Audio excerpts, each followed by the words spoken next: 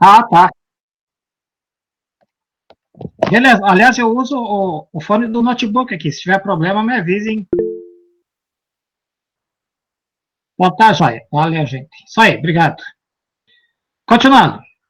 Vamos buscar respostas com estudos de casos e ver como ficam de acordo com teorias éticas modernas. Então, são dois estudos de casos históricos da época da Segunda Guerra Mundial. No primeiro caso, quero que vocês assistam agora um vídeo de 3 minutos e 11 segundos que está no YouTube. Então, por favor, dê uma olhada no vídeo, também vou pôr aqui para acompanhar vocês assistindo.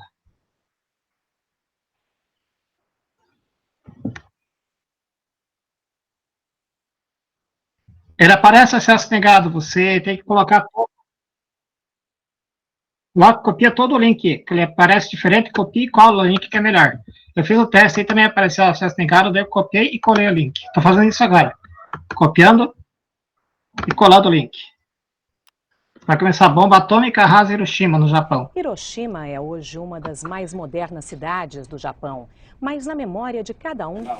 Pra mim deu boa tranquilo aqui. Deu boa, beleza. Os enviados especiais Carlos Dornelles e Denis Leu. Hiroshima. Um registro, uma lembrança, apenas uma foto. Cada rosto uma vítima, uma história interrompida.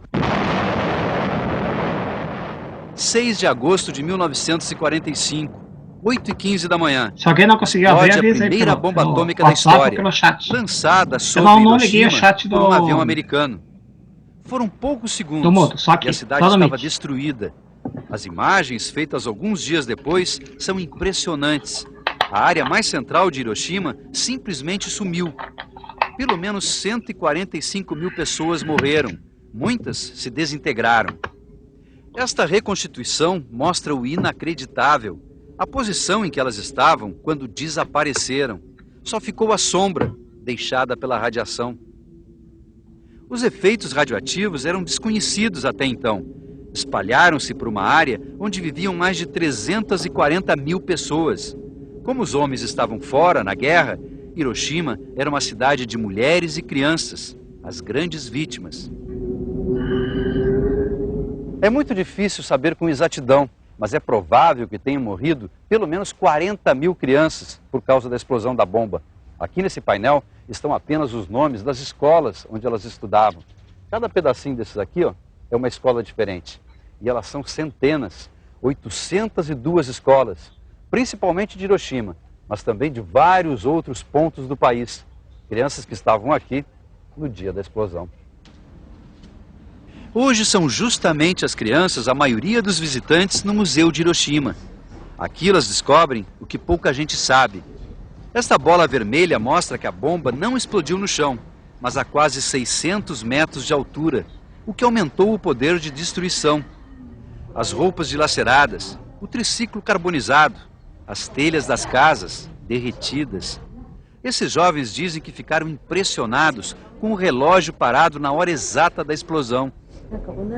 Esta mulher diz que, apesar de ser japonesa, não imaginava que fosse tão apavorante. É indescritível o que a gente sente aqui. É difícil acreditar que, depois de tudo isso, aí está Hiroshima. Mais de 500 mil habitantes, moderna e tradicional ao mesmo tempo, como tantas outras cidades no Japão. Mas o registro, a lembrança, estão guardados no Museu de Hiroshima. As fotos, dezenas de milhares, são histórias interrompidas, memórias que não se apagam. Os Estados Unidos alegam que sem a bomba atômica, o Japão não se renderia e que de 400 a 500 mil soldados americanos poderiam morrer numa possível invasão ao arquipélago japonês.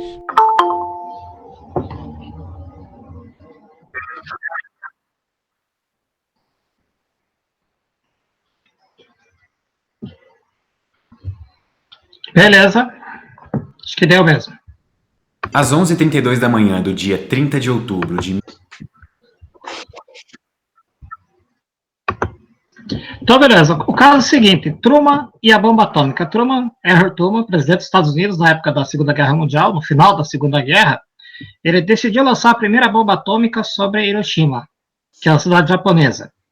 e matou, de uma só vez, mais de 100 mil pessoas, e que ali não era local nenhum de aquartelamento, ou seja, não existiam militares no local. Eram realmente civis inocentes, e ele tinha conhecimento disso. A questão é, cometeu ou não um atentado contra a moral? Bom, antes da gente pensar em responder, a gente vai poder tentar responder mais tarde.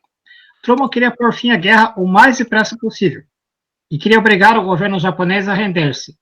Quis evitar a perda de muitos milhares de soldados e civis que teria lugar se a guerra se prolongasse. A ideia então de Truman era poupar seus militares e também várias outras populações que poderiam ser agredidas se a guerra continuasse, já que o Japão não queria se render. Então ele achou melhor fazer isso, e assim o Japão sossegar, como diria. Quem quiser interromper para alguma pergunta, fique à vontade. Agora um segundo vídeo de 90 segundos, 1 minuto e meio aí, só para assistir esse outro vídeo aqui.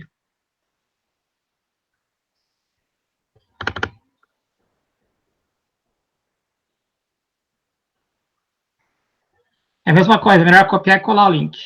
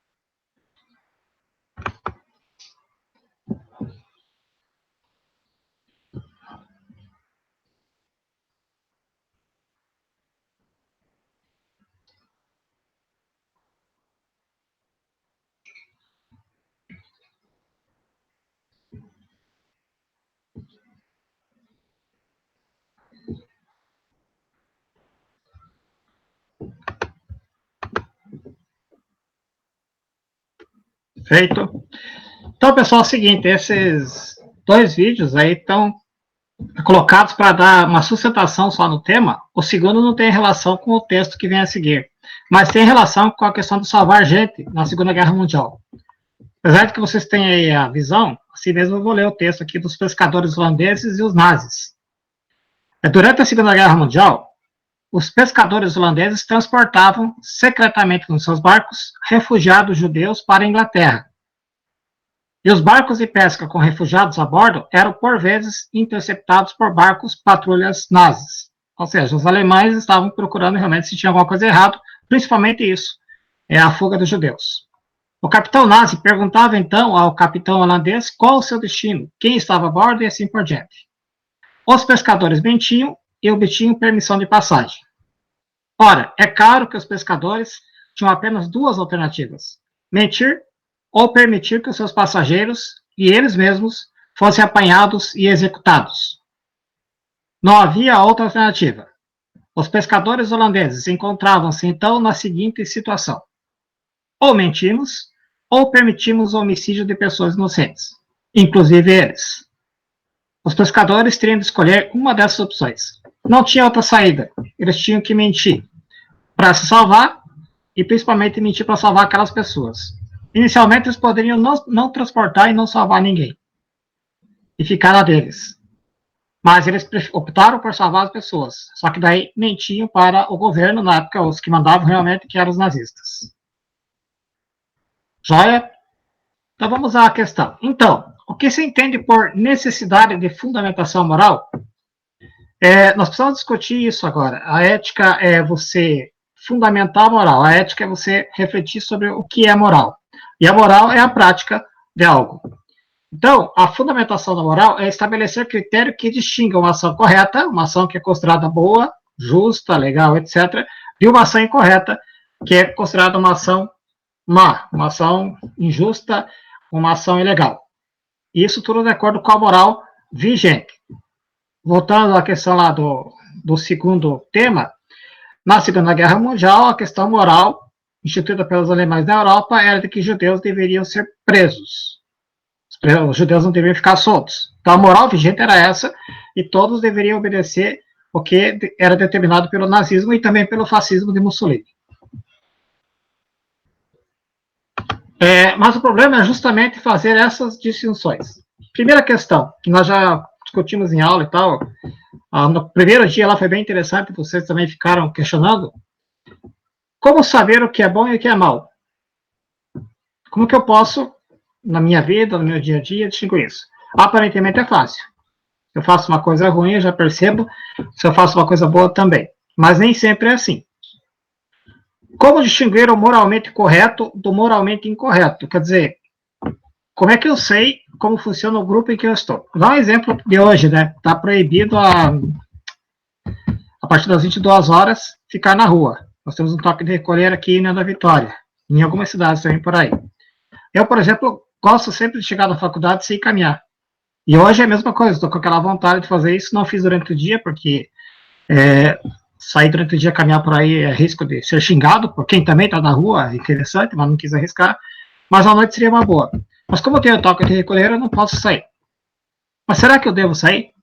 Quer dizer, eu acho que andar por aí sozinho, e a gente sabe disso, não vai fazer com que eu pegue o vírus.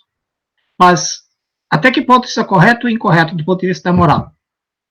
Aliás, se alguém quiser falar, fique à vontade. A gente tem 2 pontos, né? Primeiro é o certo ou errado. Que isso cabe a cada pessoa fazer uma análise de si, do ato, do contexto, não sei qual seria a palavra mais certa, e ela vai ter um certo ou um errado. Tipo, para Hitler aquilo lá era certo, agora para nós é totalmente errado. E o segundo ponto, que é como calcula-se um valor de uma ação, até estava pesquisando aqui, eu já conhecia a teoria, mas não sabia que tinha tanto sentido assim com a moral, que é a teoria do bem maior, né? Então, fazer um ato que pode dar consequências erradas hoje, mas ela vai ter algo a mais, algo melhor no futuro, né? Pô, beleza, vou fechar meu comércio hoje. Pode ter empresas que quebrem?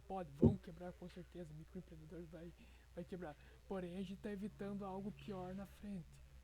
Que é os 2 pontos. Aham. Muito bom. Você deu um spoiler aí na aula, mas esse spoiler é positivo. Vai ajudar até para mais tarde essa reflexão mesmo aí. Muito bom. Então, é isso aí. A gente tem que compreender o que está acontecendo agora.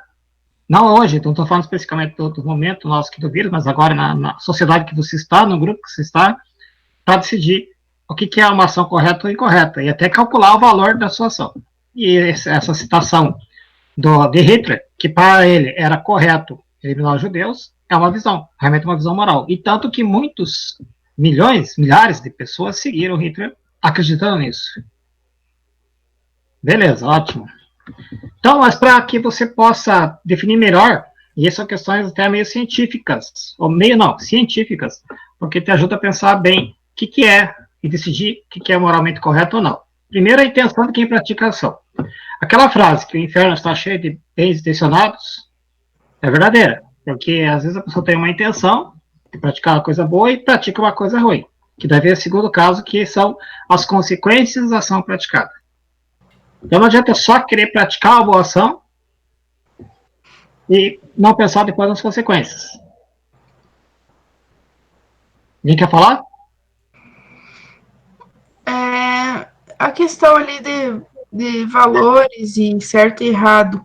A gente sabe que nem ele falou, né, Hitler matou milhões de pessoas, né, Segunda Guerra, inclusive, foi muita gente. Mas hoje em dia a gente ainda vê pequenas movimentações neonazistas, né? Pessoas que ainda compartilham da mesma ideologia que o Hitler implementou, que o Hitler fez. Então, a gente viu esse ano passado pessoas fazer caminhadas, fazer carreatas ali, tipo, mostrando o seu orgulho de ser neonazista, tipo, e achar que existe raça suprema e tudo mais. Eu não sei até que ponto, tipo, a gente pode mudar essa situação daqui para frente, para que não... Porque, não que eu seja a dona da razão, mas se você pegar o número de pessoas que acham isso errado, tipo, as pessoas deveriam ter um choque e pensar, poxa, cara, o que está acontecendo? Então, o método que a pessoa é criada, ou as ideologias que elas pesquisam, tipo, até mesmo as pessoas que fazem massacre e tudo mais, eu acho que, por mais que a gente tenha essa luta entre ética e moral ali, tem coisas que, para mim, pelo menos é visualmente fácil de ver que tá errado, sabe? Mas mesmo assim, tipo, não é errado para as pessoas. Daí, como que a gente faz para conviver com isso daí? Com certeza, eu acho que esse é errado, eu acho que seria um errado da maioria, né? Tipo, beleza, matar alguém é errado, porque a maioria acha que é errado. Então, mas a questão de mas é que, tipo, burra, né? Mas é que assim, eu digo assim, essas pessoas que estão ali, são líderes, que nem aconteceu com o KKK lá, que matar, tipo, essas pessoas acham que estão fazendo certo, e eu não tenho o direito de intervir na vida dessas pessoas, porque se eu tenho o direito de impedir elas de fazer, de protestar e de botar as ideologias, elas vão ter o direito de fazer a mesma coisa comigo. Então, tipo, eu sou obrigada a ver isso porque eu não quero proibir o próximo para não ser, para eu não proibir, sabe? Daí é meio confusa, porque tipo, a ideologia deles é totalmente incorreta. Então, na verdade, opa. Eu ia falar uma coisa, mas eu não sei Pode falar. se eu tô viajando demais essas brisas aí, ou tipo, teria que ter um órgão superior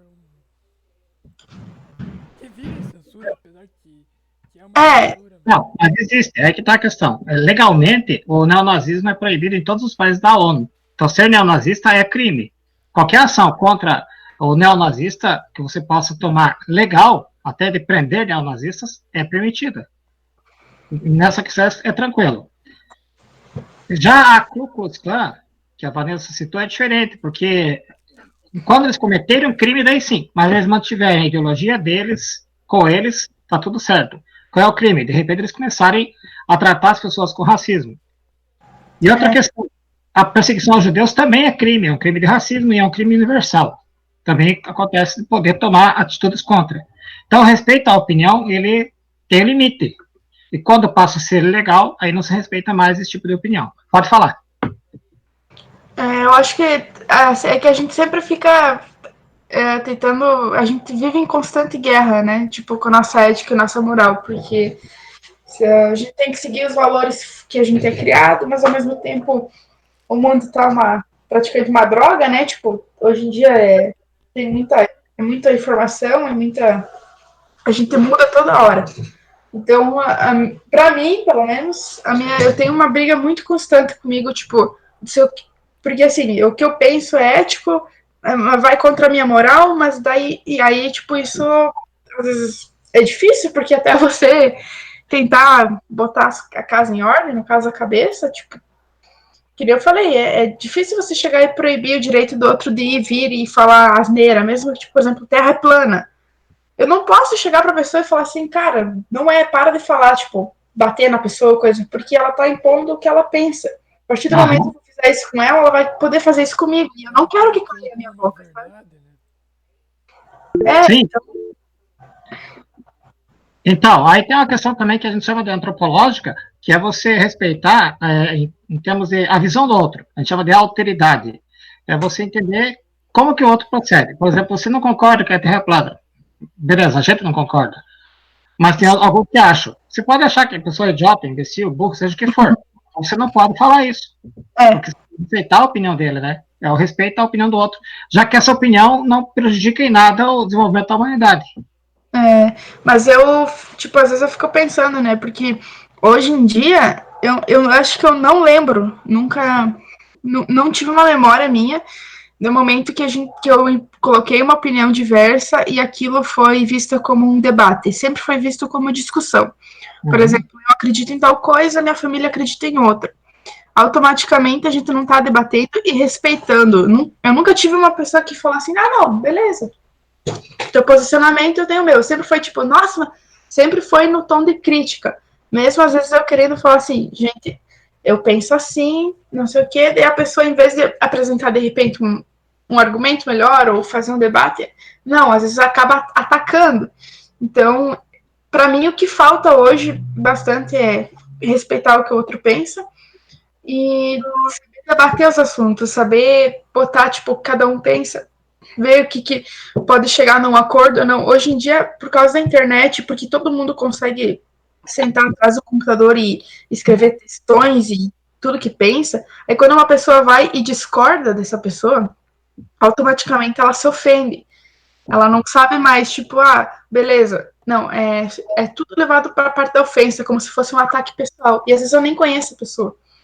Então, eu acho que para ter um pouquinho de sanidade mental, eu acho que é uma coisa que teria que, de repente, ser ensinado desde mais pequeno para o pessoal ali.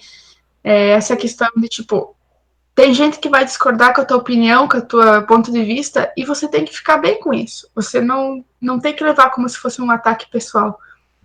Sim, concordo plenamente. Pode falar. Do debate, né, algo que até por conta aí das eleições foi algo bem presente, né.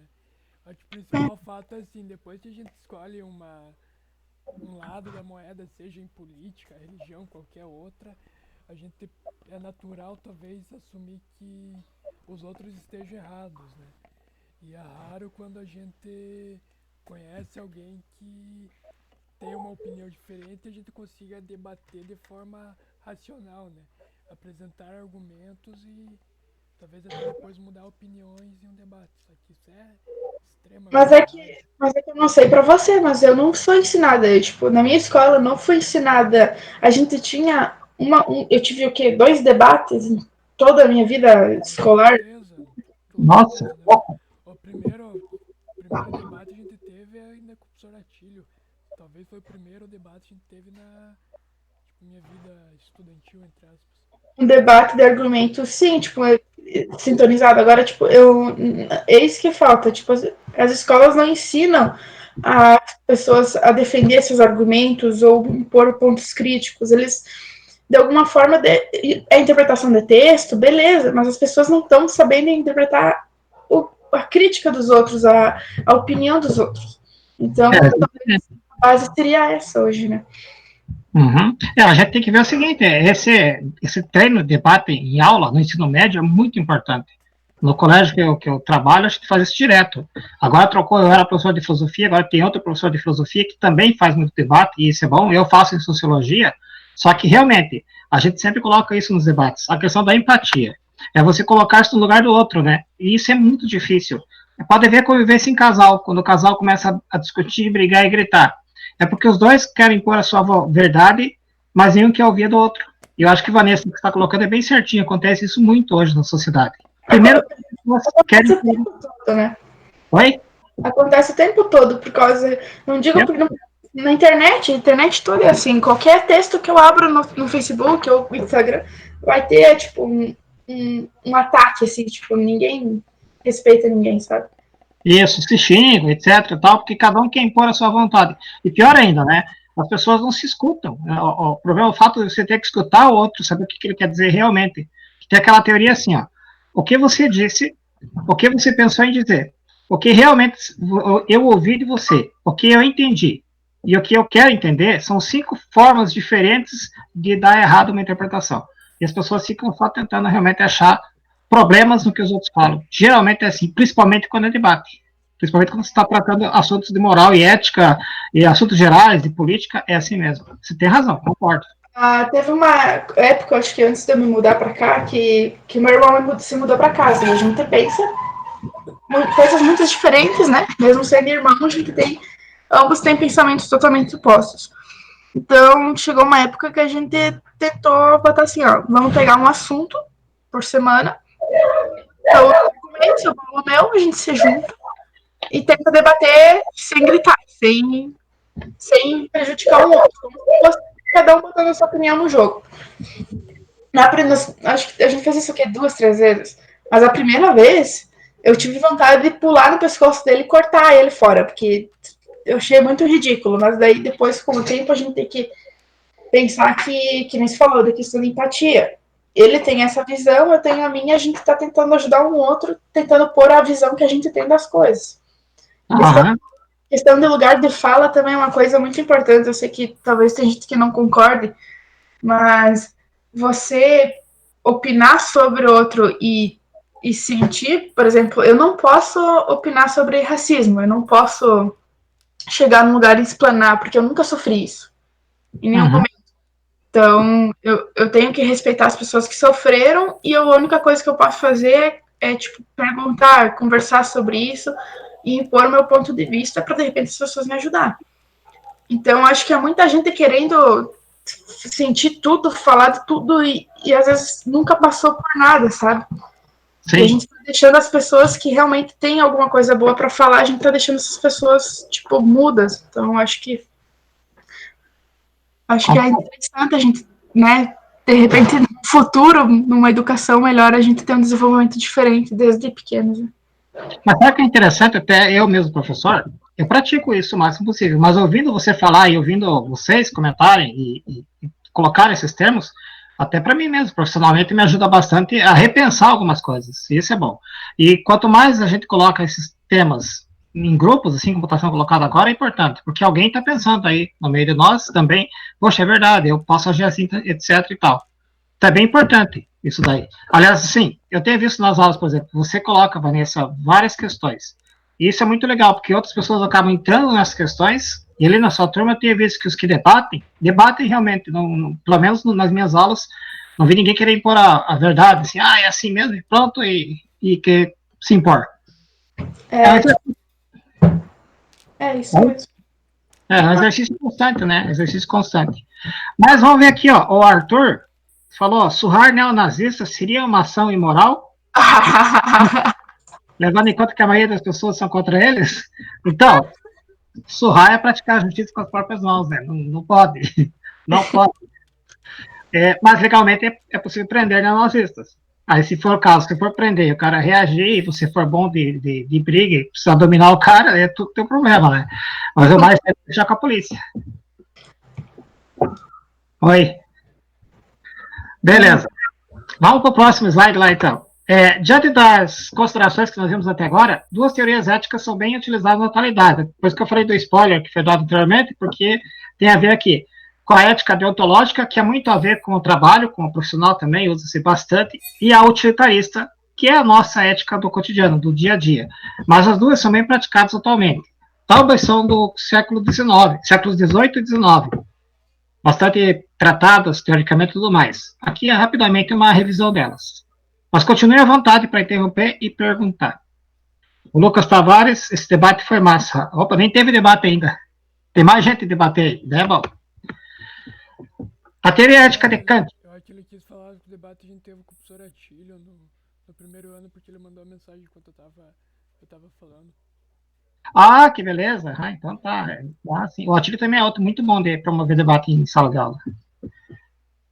Bom, qualquer coisa falar do Atílio, eu vou dizer que é muito bom, porque ele é o vice-diretor da Unigansul. Pró-reitor.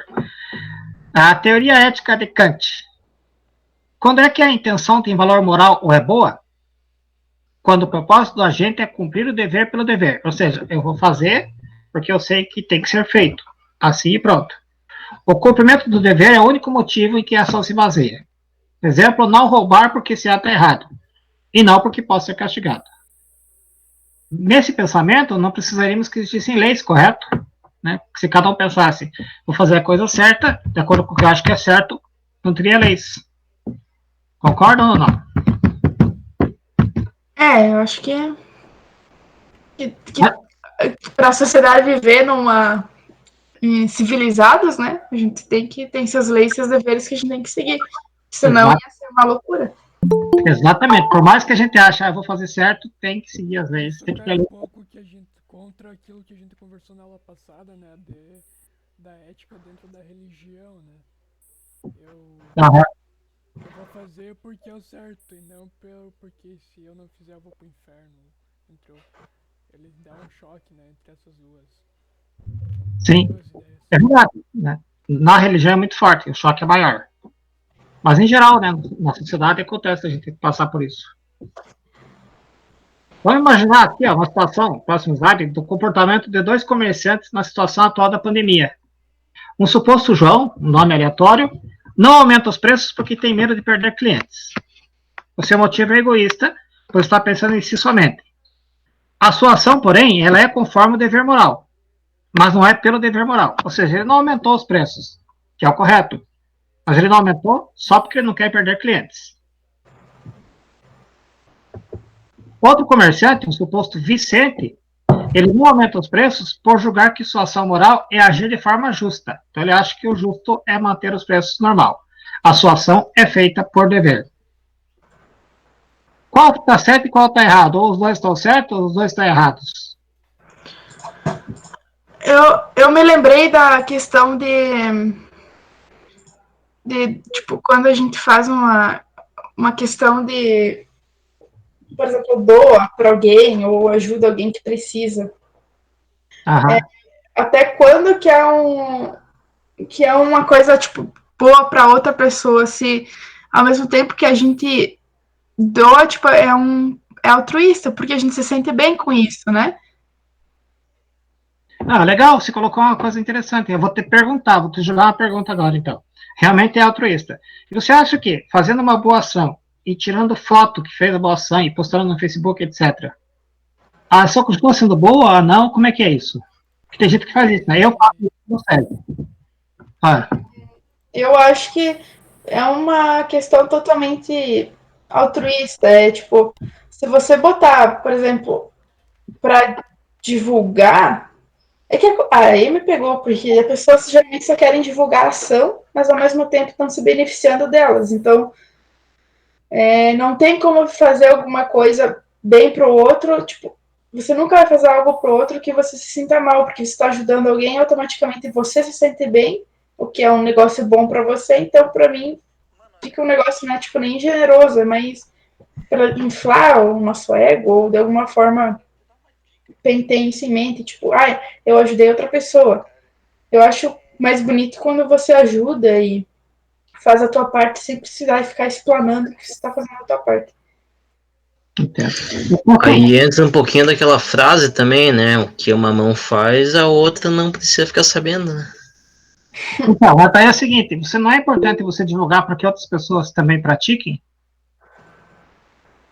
Mas você pode divulgar sem se colocar no nome, né? Tipo, por exemplo, já botar, eu ajudei essa pessoa hoje. Você não deseja ajudar pessoas? Isso o quê? Tipo, dá pra saber quando a pessoa tá fazendo por generosidade, ou porque é uma pessoa humilde mesmo, ou porque, tipo, às vezes só quer ganhar alguma coisa em cima, tipo, likes ou alguma coisa assim. Época da eleição, a gente vê bastante isso. Não. Verdade. Bom, vamos lá. Continuando, dando a pausa. As duas ações, para quem vê de fora, dos dois comerciantes, lembrando, são bastante semelhantes. Tem a mesma consequência. Nenhum dos dois perde cliente. E também o preço não aumenta. Mas não tem o mesmo valor moral. Porque um fez pensando em si mesmo e o outro fez pensando nos outros. A diferença é essa. Então, nesse caso, entra a teoria ética de Kant. Quando é que a intenção tem valor moral ou é boa? Quando o propósito da gente é cumprir o dever pelo dever. O cumprimento do dever é o único motivo em que a ação se baseia. Não há segundas intenções. Praticamente repete 2 slides anteriores ali, né? Não roubar porque esse ato é errado. E não porque pode ser castigado. Eu já tinha visto esse slide aí. Então, a teoria de Kant é: uma ação só tem valor se for boa em si mesma, independente das consequências. Ou seja, a pessoa deve cumprir o dever de forma imparcial e desinteressada. Isso é difícil, né? Vamos concordar com a gente aqui para nós? Diminui o número de ações feitas, né? Vai diminuir? Sim, porque ações boas são feitas por interesse próprio. Muitas, né? E assim, por interesse próprio, por interesse social, etc, né? Tudo isso. Então, Kant, ele viaja um pouquinho nessa teoria, mas é uma teoria que hoje ela se pratica também. Matheus Cardoso, política em época da eleição, se vê muito isso. É o que foi comentado aí agora há pouco, né? Kant acrescenta ao dever, olha só que interessante.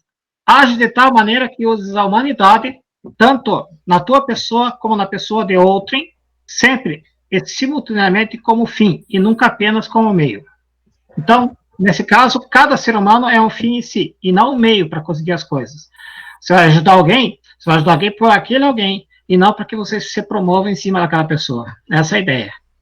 Por isso, será moralmente errado tornar o ser humano um instrumento, usar ele como meio para atingir teu objetivo. Os seres humanos têm valor intrínseco absoluto, que se chama dignidade. Então, o respeito à dignidade é muito importante, e é uma coisa que muita gente esquece. Volta lá com essa inicial da Vanessa no debate. Quando uma pessoa coloca a sua opinião e é xingada por outros que são contrários e tudo mais, etc. Falta respeito à dignidade da pessoa, a liberdade de ter e poder dizer o que pensa. Esse é um problema sério. Agora tem um outro cara chamado Stuart Mill, que a teoria dele é o utilitarismo. Um pouquinho diferente de Kant, e é bastante aplicada hoje na prática nossa social. O utilitarismo, ele tem 3 princípios. Primeiro, uma teoria chamada consequencialista. A ação é considerada certa ou errada, depende de como ela atinge lá no final, quais são as consequências dela. Ainda mais, a teoria hedonista, hedonismo quer dizer busca do prazer. O critério relevante é a felicidade ou infelicidade causada pela ação. Então, vai analisar se a ação teve uma consequência feliz ou infeliz. E o critério da imparcialidade, que é a felicidade de uma pessoa conta de modo igual ao de outra pessoa. Ou seja, uma ação tem que ter uma consequência que leve à felicidade do maior número de pessoas possíveis. Esse é o pensamento. Lembrando lá, hein? Vamos lembrar de Hiroshima e Nagasaki, lá da bomba atômica, principalmente. Princípio da utilidade. Uma ação é útil e, portanto, justa, ética e correta quando traz mais felicidade do que sofrimento aos atingidos. De modo, o prejuízo de alguns poderia ser justificado pelo benefício de outros, desde que esses estivessem em maior número. É o cálculo de maximização do bem. Está correndo um vídeo na internet, não sei se chegaram a ver no WhatsApp, eu recebi pelo WhatsApp aí. Até quem mandou foi o professor Edson, o reitor da negócio, no grupo nosso de professores.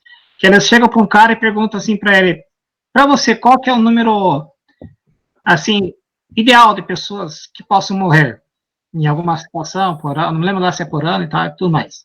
Então o cara fala uns 70, umas 70 pessoas. Ele coloca, vira esse vídeo?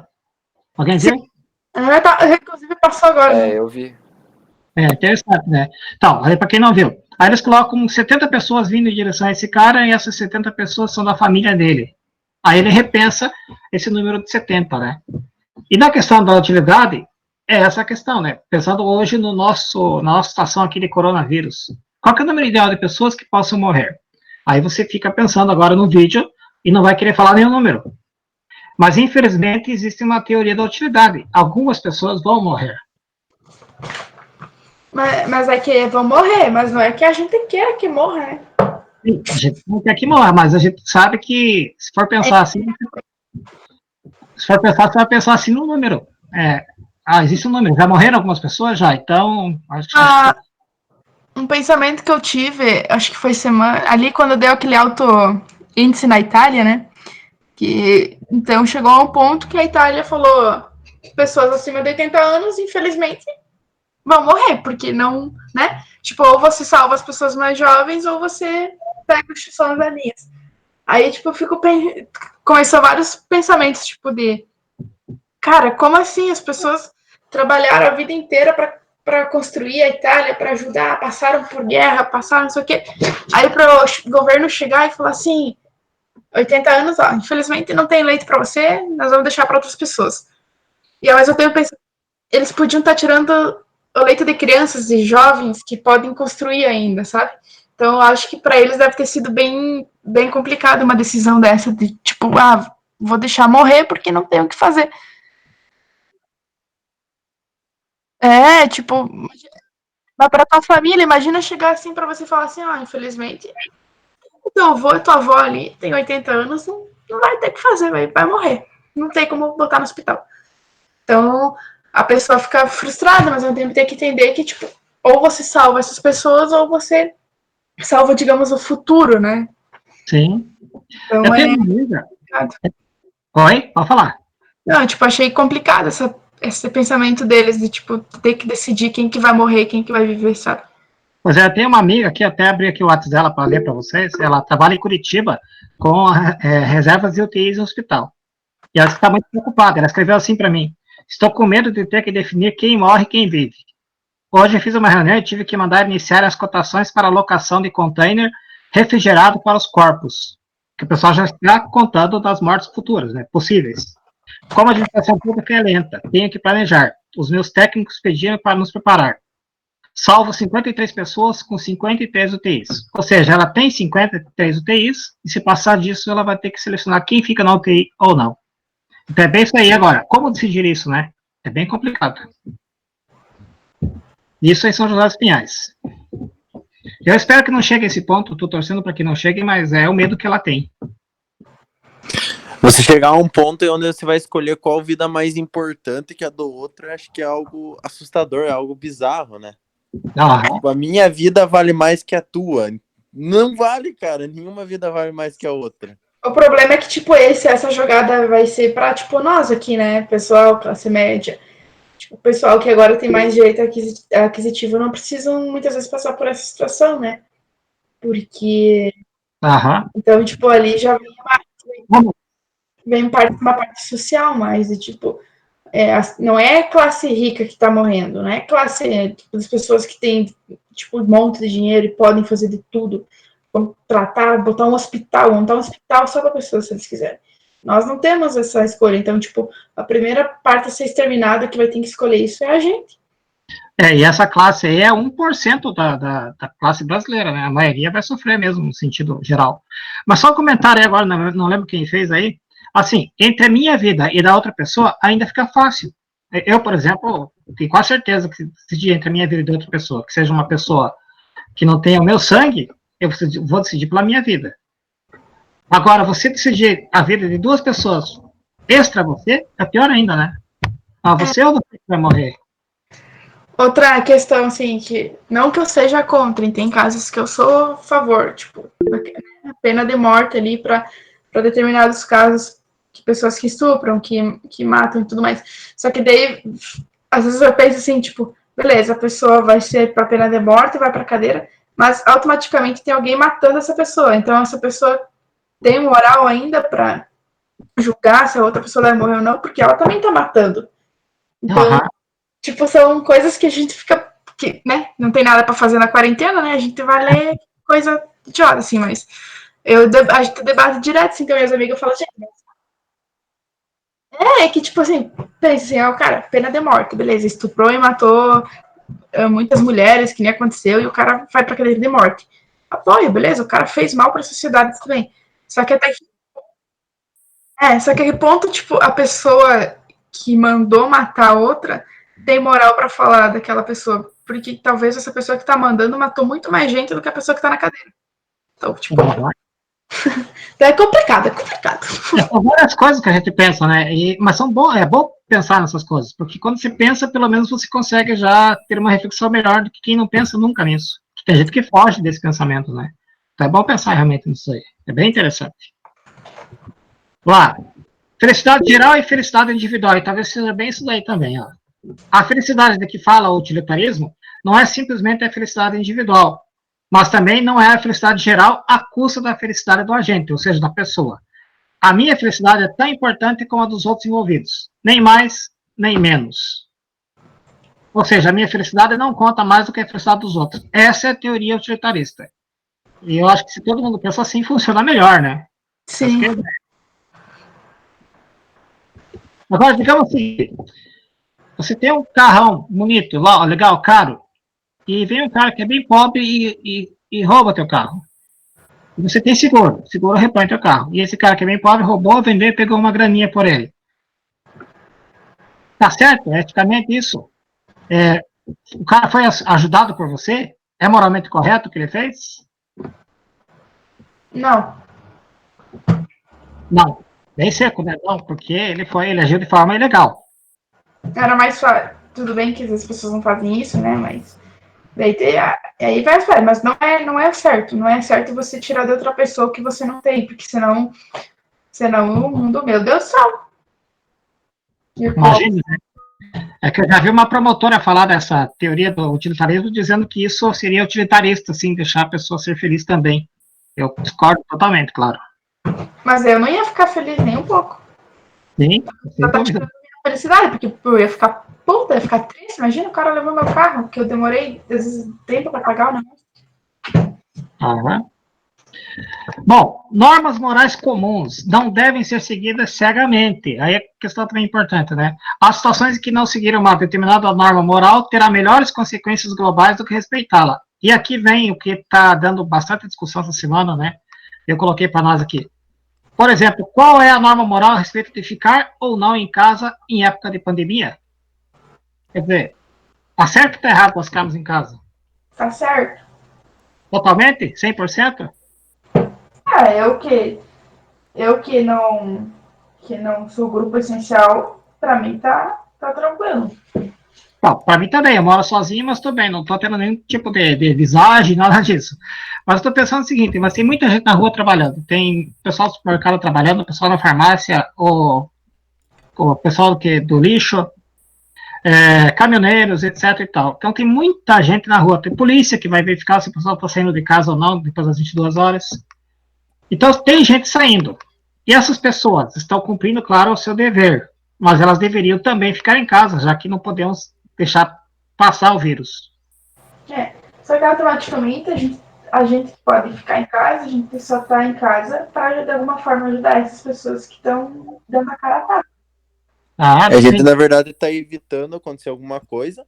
Assim, a partir do momento que aquele que está trabalhando sentir alguns sintomas, eu acredito que ele será dispensado para não ocorrer a espalhar, né? Então, eu acredito que eles estão lá, eu acho, né? Eles estão dando a cara a tapa, assim dizer, mas a partir do momento que eles aparecer alguma coisa, eles serão dispensados para se cuidar também. A gente está evitando, eu acho que o aumento desses casos, só isso. Sim. Está evitando afetar as pessoas que estão ali pela gente, né? Certo. Bom, a gente pode colocar em discussão, mas aí vai faltar tempo, o tal do lockdown, né? Que é a fechar a empresa e tudo mais. Uhum. Tem gente entrando em prejuízo por causa disso também. A discussão da semana até essa, política aí, o pessoal transformou isso em política, porque o Bolsonaro foi falar bobagem, né? Em vez de falar as coisas certas, o cara quer fazer brincadeira. Na verdade, sem minha opinião, o Bolsonaro quer imitar o Lula, porque o Lula é ótimo no discurso, não vou negar, apesar de não ser petista, mas ele acaba ficando igual a Dilma para falar bobagem. Isso que acontece com o Bolsonaro. Mas, na verdade, o que ele falou é do lockdown. Assim, algumas empresas poderiam continuar trabalhando com todo o cuidado, claro, para que as pessoas fossem cuidadosas em relação a não acontecer nada em pegar o vírus. Eu até acho que se agora, a partir da semana que vem, o pessoal começar a voltar ao trabalho, todo mundo vai voltar com muito cuidado. Do jeito que está, nós vamos ter problemas seríssimos a partir de julho por aí, da economia daí. Vai ser bem complicado para todo mundo. Minha opinião é de que alguns grupos, menos escolas e faculdades que reúnem pessoas muito perto, deveriam voltar a trabalhar, sim. Principalmente a questão da indústria, o comércio em geral, para que a economia continue funcionando. Mas com os cuidados devidos, né? O que vocês acham?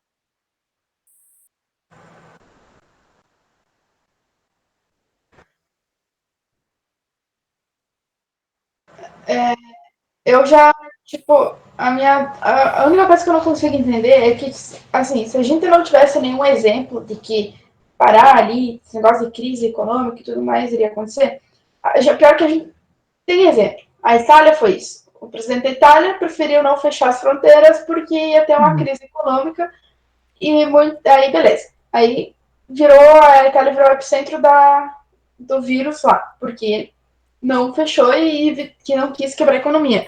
Como que tá a Itália hoje? Tá com a economia mais lascada ainda, porque não tem gente, tem caminhão, estão empilhando gente morta, que estão queimando, que ninguém tá conseguindo se despedir de ninguém, porque todo dia 600, 700 pessoas que estão morrendo, não tem onde jogar essas pessoas, não tem onde enterrar, não tem como fazer velório.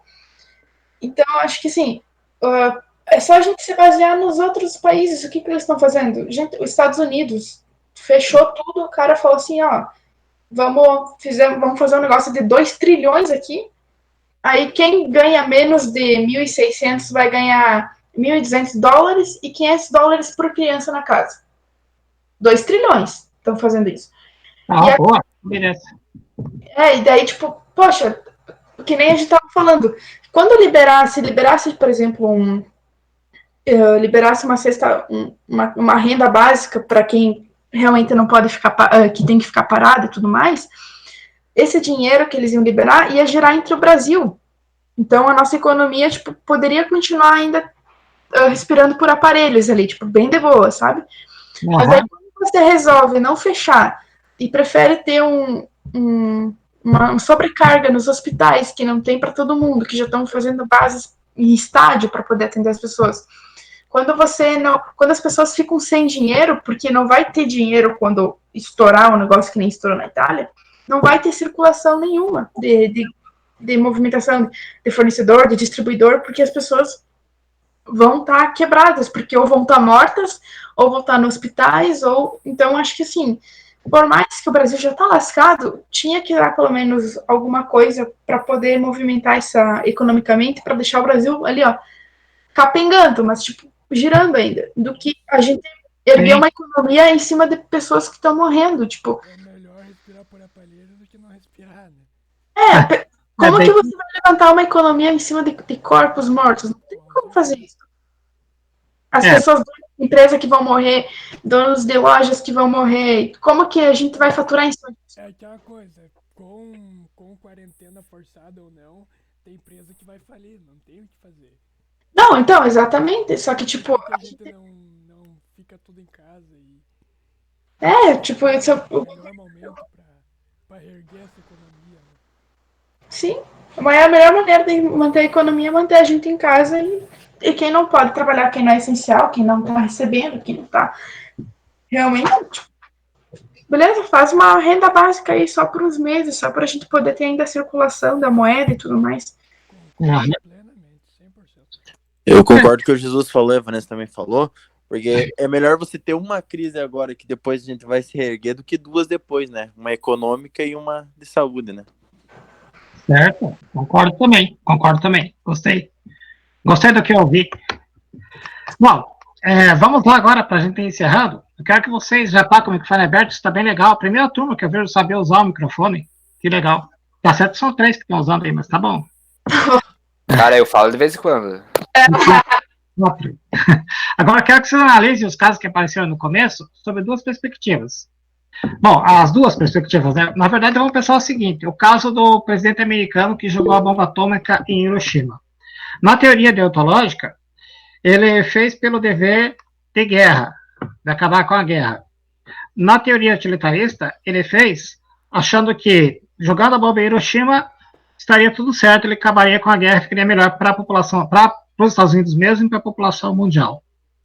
As 2 atitudes deles foram morais ou imorais?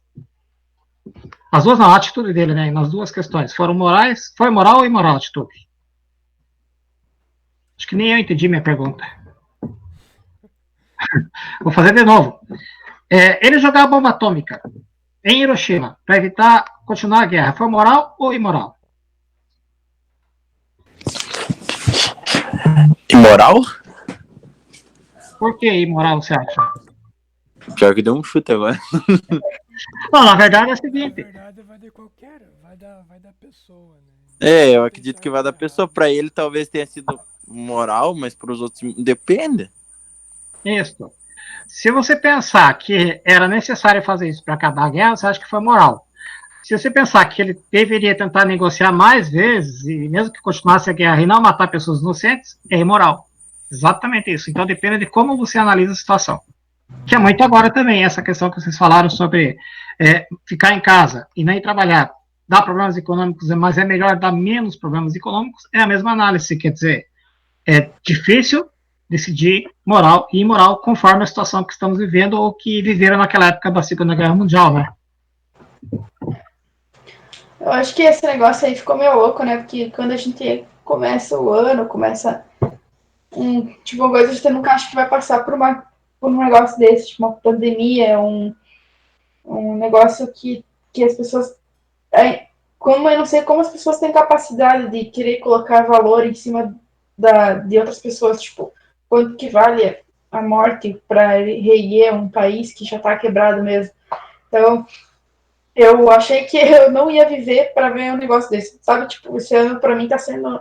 Parece que eu tô em coma, eu tô em algum universo paralelo, de alguma forma, e não tô... E ainda não... Para mim ainda não caiu a ficha de que eu não posso ir para casa para ver meus pais, que eu não posso sair com meus amigos, que eu não posso ir para a faculdade, e que eu posso matar alguém, tipo, só de ser portadora de um vírus que se a pessoa tem problema para respirar, pode morrer. Então, tipo, foi um negócio de pânico, ansiedade, medo, a gente fica frustrado. Então É um sentimento bem doido, né? É bem confuso, porque uma hora você pensa, não, vai passar, mas aí você vê, meu Deus, olha o tanto de gente que tá morrendo. Aí para. Aí você pensa, pô, vou passar para quem? Será que eu peguei? Será que eu não peguei? 14 dias é muito tempo. Sim, verdade. E assim, nessa hora é bom ter a cabeça bem tranquila, né, bem serena para não ficar louco. É isso que acontece. Tem muita gente que eu converso aqui no WhatsApp, que mora em Curitiba, amigos e amigas minhas, que estão assim, a minha mulher mesmo que mora em Curitiba, tá assim, quase que já ficando louca também, porque fica em casa e não está acostumado. É a hora de você saber lidar com a solidão, né? Eu, por exemplo, passo o dia aqui conversando com os meus 3 gatos. Tem alguns por perto até. Mas eles não falam comigo. Então, é difícil também. A geladeira também não falou comigo ultimamente, geladeira nem a TV, então tá difícil. Eu tô sendo agredido pelo meu gato. O gato tá agredindo? Tá me agredindo aqui, eu tenho que sair correndo dele. Olha aqui, gerou uma discussão legal no chat aqui por escrito, né?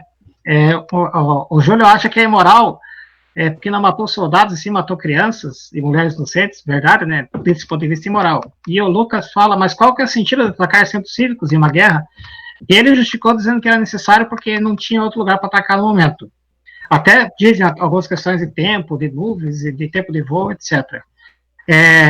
Matou vidas em troca de quantos? Matou 100 mil pessoas em troca de não se sabe quantos, porque não imaginava o que ia acontecer depois, né? Na continuação da guerra. Não estou apoiando a guerra, só para refletir. Se o Japão tivesse rendido. Então o Japão também tem culpa, né, Antônio? É isso aí, o Japão também tem culpa, mas... E as pessoas que morreram, né? Ficou por isso mesmo. Só a sombra. Pelo que eu sei, eu gosto disso, da história da Segunda Guerra Mundial. A guerra já havia sido perdida pelo eixo. Já tinham assinado. A Alemanha já tinha assinado o tratado, já tinha perdido tudo. E na minha opinião, é a teoria do mais valor, né? Não é uma questão de apoiar a morte de ninguém, pelo contrário. É um momento triste da história, o Holocausto, guerra, entre outros. Só que é o que o Batista falou. Foi tacado bomba lá. Só que, se não tivesse tacado bomba, até quando que o Japão ia lutar? Quantas pessoas a mais ia morrer? E uma vida de um soldado não vale menos que a vida de um civil. Então, é algo para se pensar ali. Sei lá, é um negócio doido. Tipo, é meio louco também, porque é que nem... por exemplo, eu acho que nem a Primeira Guerra, né? A Primeira Guerra foi o motivo mais estúpido que alguém poderia começar uma guerra, né? A morte de uma pessoa gerou uma guerra de anos que matou muita gente por causa de uma morte, cara. Por causa de parte de terrenos, né? Sim. Então, eu acho que não existe uma guerra, tipo, que tenha lado certo. Numa guerra, os dois lados estão errados, porque estão colocando vidas de pessoas em jogo. Então, tipo, mesmo a Segunda Guerra, mesmo que foi isso contra o Holocausto, tipo, as duas pessoas estão erradas, porque de alguma forma, tipo, todo mundo tá afrontando a vida do outro, tá querendo tirar a vida de um do outro pra conseguir o quê? Mais dinheiro, mais poder, mais terra? Pra quê? Quem que vai morrer? Quem que vai levar isso junto no túmulo? Ninguém. Infelizmente, isso é a cabeça de muitos humanos, né? E interessante isso, até, porque tem muita gente que é muito egoísta, demais até, e faz esse tipo de coisa. Tudo bem, pessoal. Tem um vídeo ali, mas esse vídeo é só para relaxar, né? Quem quiser assistir depois, mas é um teste de honestidade que é feito em São Paulo, na época do CQC ainda, um vídeo de 2010, se não me engano. Mostra lá o cara, o Danilo Gentili, na época que era repórter do CQC, entrevistando pessoas. É bem interessante, porque o pessoal fala em honestidade, mas não é honesto. E o vídeo mostra muita coisa assim. Mas depois, quem quiser, assista. Pra dar uma relaxada, até para pensarmos aí como que nós mesmos, no dia a dia, às vezes, cometemos alguns percebemos, né? Uhum. Bom, e daí eu deixei ter um slide aqui dar o prenúncio da próxima aula. Nós vamos entrar em assuntos de ética profissional, né? A reflexão será assim. Primeiro, para começar, como deveriam ser nossas atitudes perante as demais pessoas com as quais convivemos em nosso ambiente de trabalho? Quer dizer, hoje estamos sem essa convivência física, mas no dia a dia como é que é, né? Na segunda, qual que é o nosso nível de envolvimento nas relações de trabalho no que diz respeito ao crescimento profissional em equipe? Então, até que ponto você participa da equipe e você está inteirado com a equipe no trabalho? Terceiro, como responder à questão formulada por Kant? O que devo fazer no cotidiano da nossa vida profissional? Tem horas que pedem coisa demais. Por exemplo, vamos colocar aqui essas aulas. A gente comentou entre professores que essas aulas aqui que a gente está fazendo ao vivo com vocês, elas são muito mais cansativas que estar na sala de aula. Muito mais mesmo. A gente se esgota bastante. Vale a pena? Vale. O pessoal, vocês mesmos têm retornado, têm gostado da maioria das aulas e tudo mais, vocês que digam alunos de várias turmas, mas pensa bastante. Mas aí o que devo fazer? Passar para vocês só a matéria e mandar ler e pronto? Deixar quieto, mandar fazer um exercício e etc. É a questão moral mesmo. Como é que eu posso melhorar o meu rendimento profissional sendo ético e cumprindo meu dever moral? Isso é importante nós pensarmos para a semana que vem. Obrigado, Lucas, pelo link. Bom, tá acabando o nosso tempo. Alguém tem alguma coisa para comentar?